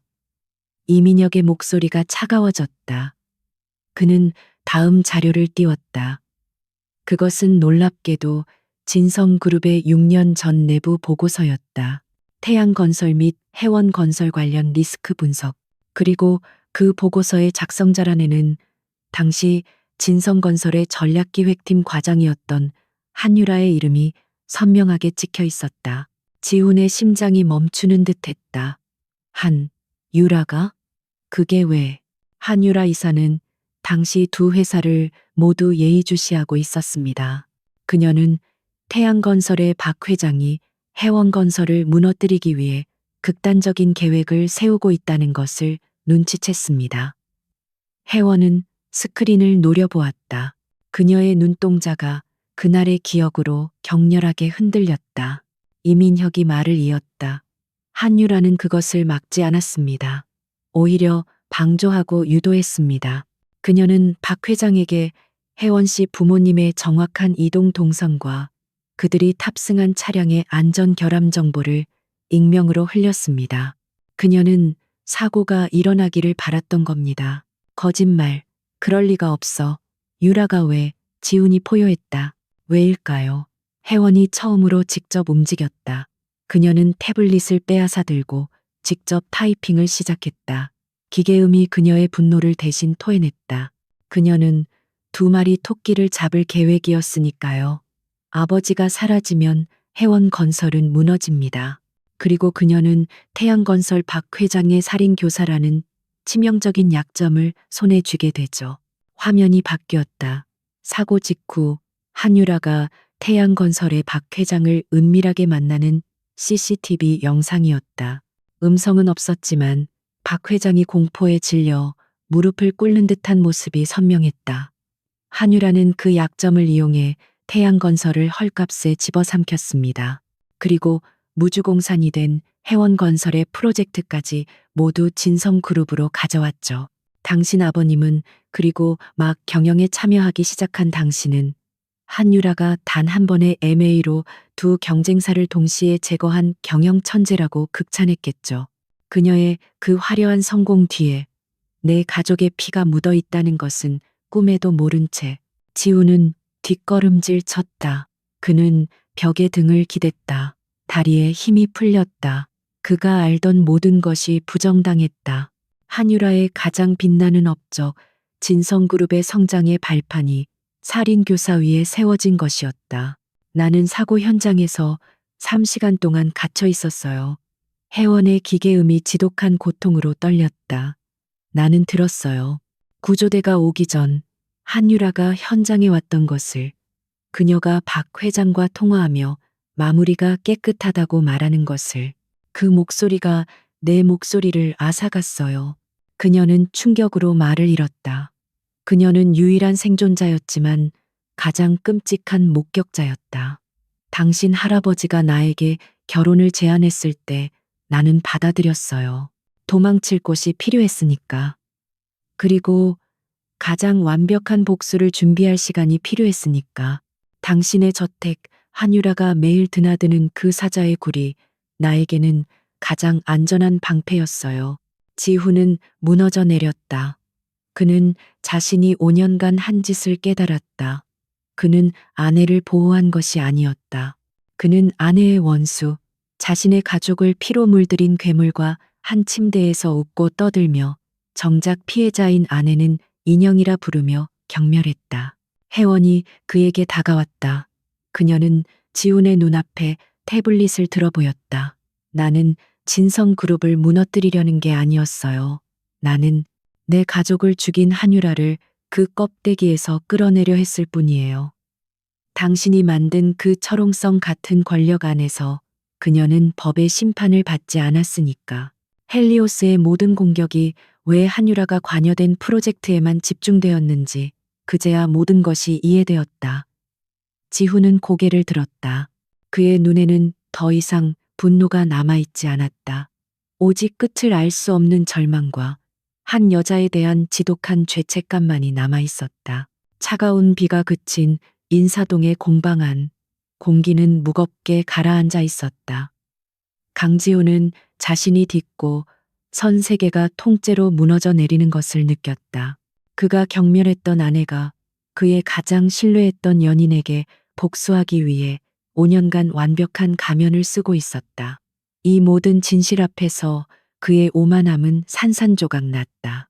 그는 무너진 자존심의 잔해 속에서 겨우 목소리를 끄집어냈다. 빗물에 젖은 목소리는 낯설게 갈라졌다. 내가 직접 긴급 주주총회를 소집하지. 한유라가 내 아내가 될 뻔했던 여자라고 해도 내 손으로 그녀를 심판대에 세울 거야.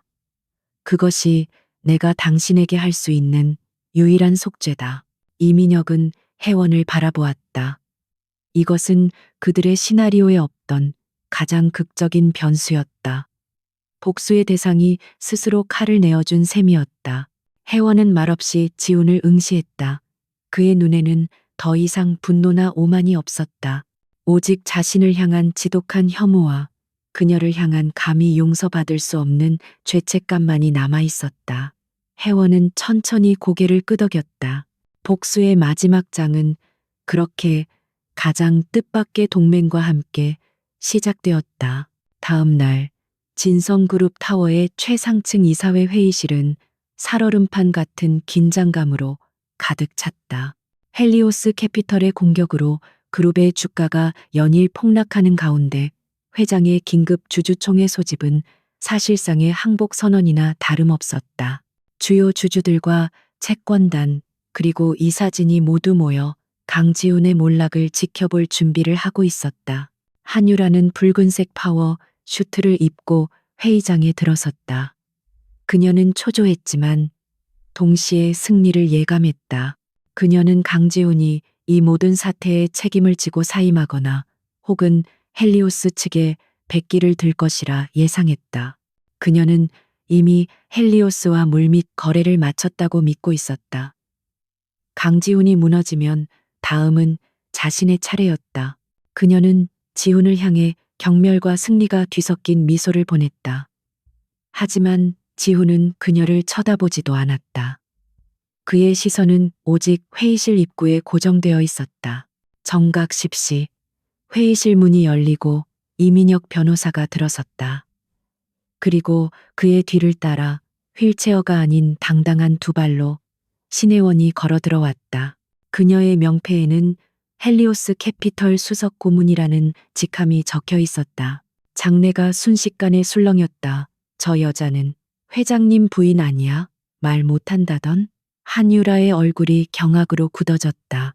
신혜원, 그녀가 왜 헬리오스와 함께 여기에 나타난 것인가? 불길한 예감이 그녀의 등골을 타고 흘렀다. 긴급 안건을 상정합니다. 강지훈이 얼음 같은 목소리로 회의의 시작을 알렸다. 그의 목소리는 더 이상 흔들리지 않았다. 모든 것을 내려놓은 자의 단호함이 묻어났다. 오늘의 안건은 진성건설 한유라 대표이사의 즉각적인 해임 및 살인교사, 업무상 횡령, 배임 혐의에 대한 사법 당국 고발의 건입니다. 회의장이 폭발하듯 웅성거렸다. 한유라가 자리에서 벌떡 일어났다. 지금 제정신이세요, 강 회장. 이 모든 위기를 초래한 당신이 감히 누굴 해임한다는 거죠? 증거도 없이. 그녀가 날카롭게 소리쳤다. 증거는 여기 있습니다. 지훈 대신 이민혁이 나섰다. 그는 스크린에 첫 번째 자료를 띄웠다. 6년 전 한유라가 태양건설 박 회장과 은밀히 접촉한 증거. 그리고 사고 현장에서 그녀가 마무리가 깨끗하다고 말하는 혜원이 목숨 걸고 녹음했던 그 끔찍한 목소리 파일이 울려 퍼졌다. 한유라의 얼굴이 하얗게 질리기 시작했다. 이건 조작이야. 말도 안 되는 음해야. 이민혁은 멈추지 않았다. 그는 다음 자료를 띄웠다. 진성바이오에 조작된 임상 데이터 원본 파일. 진성건설의 해외 비자금 장부. 모든 서류에는 한유라의 친필 서명이 선명했다. 주주들의 얼굴이 분노로 일그러졌다. 그리고 마지막. 이민혁은 결정적인 한 방을 날렸다. 이것은 한유라 이사가 헬리오스 캐피털 측에 접근해 강지훈 회장의 스위스 비밀 계좌 정보를 넘기며 그 대가로 진성건설의 CEO 자리를 요구한 화상회의록과 녹취 파일입니다. 그 순간 한유라는 모든 것을 깨달았다. 헬리오스는 처음부터 그녀와 거래할 생각이 없었다. 그들은 그녀의 배신을 증거로 수집하기 위해 그녀의 탐욕을 이용한 것이었다. 자신이 강지훈을 팔아넘긴 그 정보로 헬리오스는 강지훈의 마지막 희망이었던 황금블록 경매에서 승리했다. 그녀는 강지훈과 신혜원 두 사람 모두에게 완벽하게 속았다. 너였어. 한유라의 이성이 끊어졌. 그녀의 증오는 자신을 속인 헬리오스이자 5년간 자신을 완벽하게 기만한 신혜원을 향했다. 네가 감히 말 못하는 벙어리 주제에 네가 감히 나를 이렇게. 그녀의 눈이 핏발로 가득 찼다. 그녀는 더 이상 진성그룹의 우아한 이사가 아니었다. 모든 것을 잃은 광기 어린 짐승이었다. 이성을 잃은 한유라가 테이블 위에 있던 무거운 크리스털 명패를 집어들었다. 그것은 성공한 경영인이라는 그녀의 상징이었지만 지금은 날카로운 모서리를 가진 치명적인 흉기였다. 내가 너를 죽여버릴 거야. 그 역겨운 입. 내가 찢어버릴 거야. 그녀는 미친 듯이 소리치며 단상에 앉아있던 신혜원을 향해 달려들었다. 모든 것이 순식간에 일어났다. 주주들이 비명을 질렀고 이민혁이 막아서려 했지만 이미 늦었다. 한유라의 증오는 상상을 초월하는 속도로 혜원에게 돌진했다. 혜원은 피할 틈이 없었다. 6년 전 빗길을 뚫고 자신을 덮쳤던 트럭의 헤드라이트처럼 한유라의 광기가 눈앞을 하얗게 뒤덮었다. 그녀는 그저 자신을 향해 돌진하는 증오를 바라보며 눈을 감았다. 그 순간 쾅 하는 둔탁한 소리와 함께 누군가가 그녀를 거칠게 밀치며 앞을 가로막았다. 강지훈이었다. 그는 본능적으로 몸을 날려 혜원을 감쌌다. 한유라가 분노를 담아 휘두른 크리스털 명패가 그의 어깨 대신 그녀를 보호하기 위해 뻗은 그의 왼쪽 팔뚝에 깊숙이 내리꽂혔다. 크! 강지훈이 낮은 신음을 터뜨렸다. 선명한 붉은 피가 그의 하얀 셔츠를 빠르게 적시며 바닥으로 뚝뚝 떨어졌다. 시간은 멈췄다. 강지훈은 자신의 상처를 돌아보지 않았다. 그의 눈은 오직 충격으로 굳어버린 혜원을 향해 있었다. 괜찮으냐고 묻는 듯 그의 눈동자가 절박하게 흔들렸다. 혜원의 눈이 그 붉은 피에 고정되었다. 그가 자신을 위해 흘리는 피, 그녀를 경멸하던 남자, 그녀를 인형 취급하던 남자, 그녀의 가족을 죽인 원수와 동침했던 남자, 그 남자가 지금 자신의 몸을 던져 그녀를 구했다. 6년 전 빗속에서 보았던 가족의 붉은 피, 금속이 찢어지는 소리, 한유라의 차가운 목소리, 그 모든 트라우마가 지금 눈앞의 현실과 격렬하게 충돌했다. 그녀의 목구멍 깊은 곳, 6년간 얼어붙었던 성대를 무언가가 찢고 올라왔다. 그녀의 입술이 경련했다. 막혀있던 숨이 터져나왔다. 그것은 목소리라고 할 수 없는 지독하게 갈라지고 쇳소리가 섞인 공기 반소리 반의 신음이었다. 하지만 그 소리는 회의실의 모든 소음을 집어삼켰다. 강지훈의 눈이 믿을 수 없다는 듯 크게 뜨였다. 그는 자신의 팔에서 느껴지는 극심한 고통도 잊은 채 그녀를 바라보았다. 신혜원, 그녀가 방금 자신의 이름을 불렀다. 보안 요원들이 달려와 바닥에서 발악하는 한유라를 제압하는 소리가 아득하게 멀어졌다. 주주총회장은 순식간에 아수라장이 되었다. 강지훈의 팔에서 뿜어져 나오는 피와 바닥에서 광기 어린 비명을 지르며 발버둥치는 한유라, 그리고 6년 만에 처음으로 소리를 낸 신혜원의 존재가 뒤엉켜 현실감을 잃게 만들었다. 보안 요원들이 한유라를 거칠게 제압해 끌어냈고 강지훈은 김민석 비서의 부축을 받으며 긴급히 병원으로 이송되었다. 신혜원은 그 혼란의 한가운데 우뚝 서 있었다. 그녀는 자신의 목을 만졌다. 방금 전 자신이 냈던 그 거친 소리의 감각이 여전히 남아 있었다. 그것은 고통스러웠지만 분명한 소리였다. 그녀는 이민혁의 만류에도 불구하고 피 묻은 셔츠를 입은 채 실려나가는 강지훈의 구급차에 말없이 올라탔다. 그날 이후 대한민국 재계는 거대한 지진을 맞이했다. 진성그룹 게이트가 모든 뉴스의 헤드라인을 장식했다. 한유라는 살인교사, 수천억 원대의 횡령 및 배임, 시장 교란 행위 등 셀 수 없는 혐의로 즉각 구속되었다. 그녀의 몰락은 연쇄 반응을 일으켜 태양건설의 박 회장을 비롯한 과거의 유착 세력들이 줄줄이 법의 심판을 받게 되었다. 진성그룹은 뿌리째 흔들렸다. 주가는 바닥을 모르고 추락했고 채권단은 즉각적인 구조조정을 요구했다. 모두가 진성의 해체를 예상했다. 하지만 그때 시장에 다시 한번 충격이 전해졌다. 진성그룹을 나락으로 밀어넣었던 헬리오스 캐피털이 돌연 진성의 부실 채권 일부를 매입하고 경영 정상화를 위한 유동성 지원을 선언한 것이다. 시장은 혼란에 빠졌지만 이것은 해원, 즉 아르테미스의 마지막 수였다. 그녀의 목표는 진성의 파괴가 아니었다. 한유라라는 암세포를 도려내는 것이었다. 그녀는 헬리오스의 이름으로 그룹의 썩은 부분을 과감히 잘라내고 아르테미스의 자본으로 건실한 사업부를 재편하기 시작했다. 그녀는 강지훈이 지키려 했던 제국을 그보다 더 효율적이고 냉철한 방식으로 구해내고 있었다. 그 모든 폭풍의 중심에서 며칠이 지난 후 서울 강북의 한적한 VIP 병실. 강지훈은 왼쪽 팔에 두꺼운 붕대를 감은 채 창밖을 내다보고 있었다.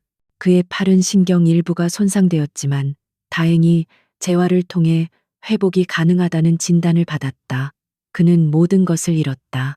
회장직, 그룹의 절대 권력, 그리고 지난 세월 동안 쌓아올린 명성까지. 하지만 이상하게도 마음은 공허할 정도로 평온했다. 병실 문이 조용히 열리고 신혜원이 들어왔다. 그녀는 더 이상 복수의 여신 같은 팬츠 슈트 차림이 아니었다. 저택에서 입던 그 편안한 면 원피스 차림이었다. 그녀의 손에는 따뜻한 죽이 담긴 보온병이 들려 있었다. 그녀는 아무 말 없이 그것을 테이블 위에 올려놓았다. 지훈은 천천히 그녀를 돌아보았다. 그날 미안했어. 그의 목소리는 낮고 무거웠다. 당신을 구하려고 했던 게 아니야. 그냥 내 죄책감이 몸을 움직였을 뿐이요. 당신이 지난 5년간 겪었을 고통에 비하면 이 상처는 아무것도 아니지. 혜원은 그를 바라보았다. 그리고 천천히 아주 힘겹게 입을 열었다. 왜? 그 소리는 여전히 거칠고 부자연스러웠다. 마치 녹슨 기계가 억지로 돌아가는 듯한 소리였다. 하지만 그녀는 포기하지 않았다. 왜 막았어요?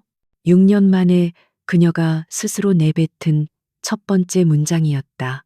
지훈의 심장이 쿵 하고 내려앉았다. 그는 그녀의 목소리를 듣는 것이 마치 기적처럼 느껴졌다. 그는 고개를 숙였다. 당신이 다치는 걸 보고 싶지 않았으니까. 그 단순한 대답 속에 그가 5년간에서 외면했던 진심이 담겨 있었다.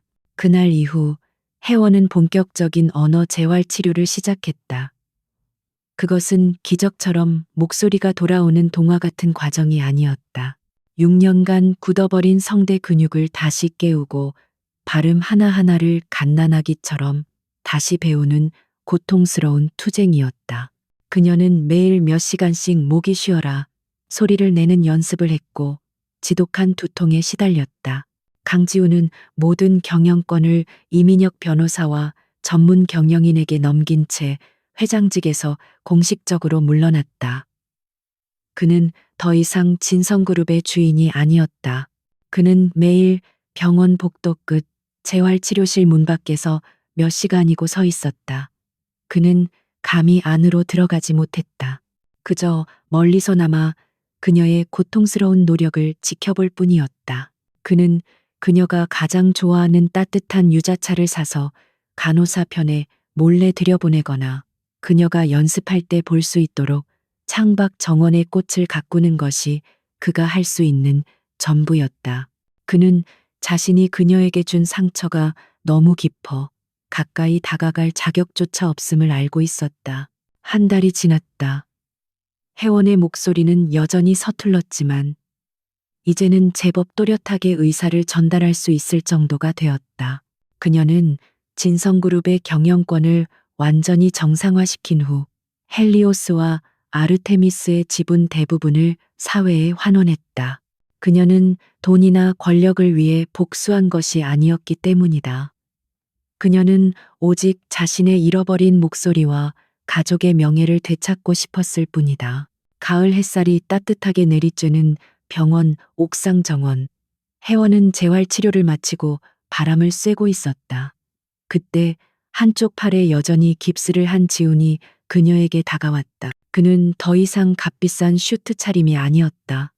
평범한 면바지와 스웨터를 입은 그의 모습은 낯설었지만 더 이상 위압적이지 않았다. 그는 그녀의 앞에 섰다. 그리고 하얀 서류 봉투 하나를 내밀었다. 혜원이 그것을 받아들었을 때 그녀의 눈이 살짝 흔들렸다. 그것은 별거 합의서가 아니었다.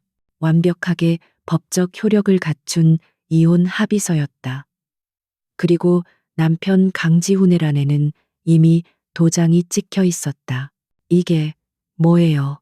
혜원의 목소리가 물었다. 자유요. 지훈이 담담하게 말했다. 내가 당신에게서 5년간 빼앗았던 것, 그리고 내가 당신에게 돌려줄 수 있는 유일한 것.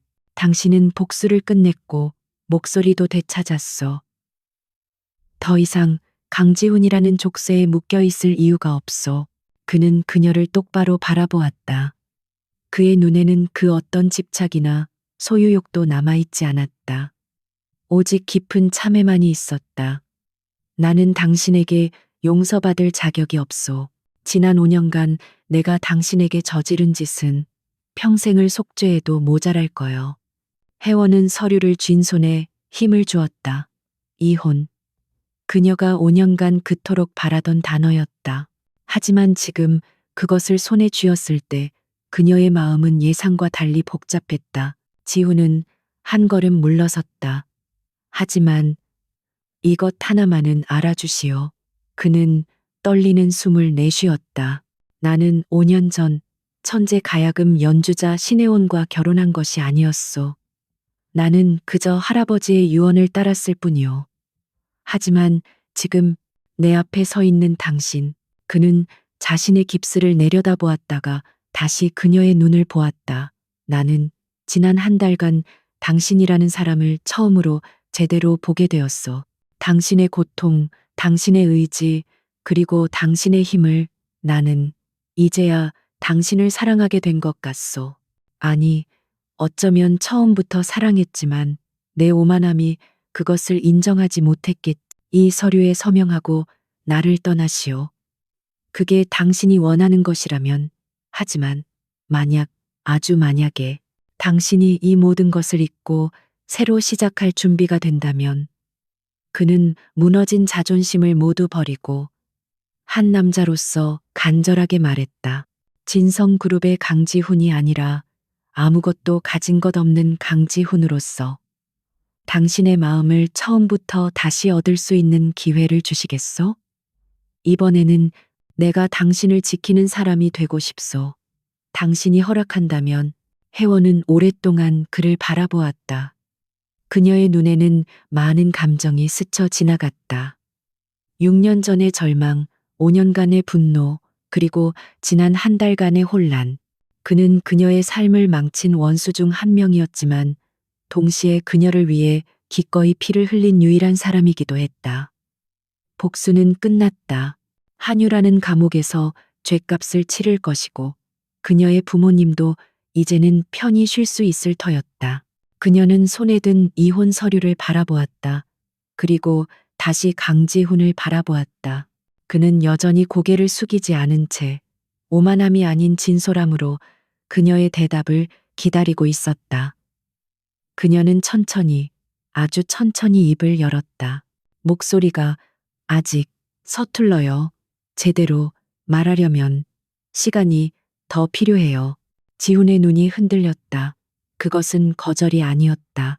얼마든지 그가 낮게 속삭였다. 1년이든 10년이든 당신의 목소리가 온전히 돌아올 때까지, 그리고 당신의 마음이 나를 향해 열릴 때까지 나는 여기서 기다리겠소.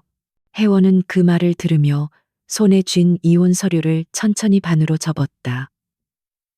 그녀는 그것을 찢어버리지는 않았지만 서명하지도 않았다. 그녀는 그것을 옆에 내려놓았다. 그리고 그녀는 6년 만에 처음으로 진심으로 미소 지었다. 그것은 복수의 끝을 알리는 차가운 미소가 아니었다. 고통스러운 과거를 딛고 새로운 아침의 소리를 맞이하는 자의 따뜻하고 희미한 시작의 미소였다.